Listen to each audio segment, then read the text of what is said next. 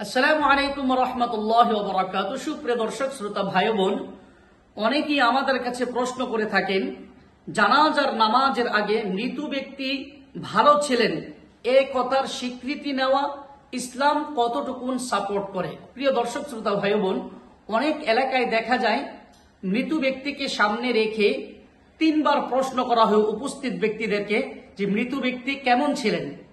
তো উত্তরে সকলেই বলেন তিনি ভালো ছিলেন। আবার জিজ্ঞেস করা হয় তিনি কেমন ছিলেন, উত্তরে বলা হয় ভালো ছিলেন।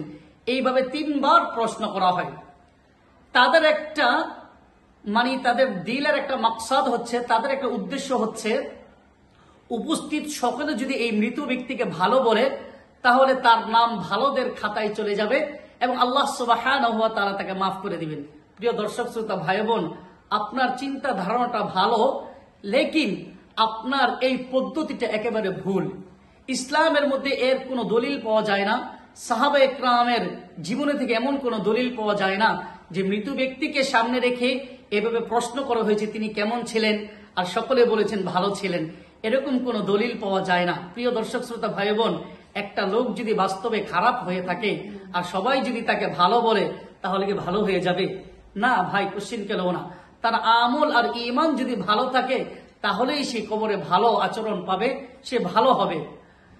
ইসলামের মধ্যে এমন কোরআন সুন্নাহর ভিতরে কোনো দলিল নেই, সাহাবা একরামের জীবনের মধ্যে কোনো দলিল নেই যে মৃত ব্যক্তিকে সামনে রেখে বারবার জিজ্ঞাসা করা হয়েছে তিনি কেমন ছিলেন আর সকলেই উত্তর দিয়েছে তিনি ভালো ছিলেন। এখানে ইচ্ছায় অনিচ্ছায় সবাই বলতেছে ভালো, এই ভালোর দ্বারা সে ভালো হয়ে যাবে, বিষয়টা এমন না। আসলে এই কাজটা আমাদের পরিহার করা উচিত, না করাটাই ভালো।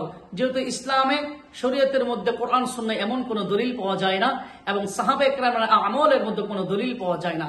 তাই যেই সমস্ত সমাজের মধ্যে, এলাকার মধ্যে এই সমস্ত কাজ হয়, আমরা এই কাজটা পরিহার করাটাই ভালো।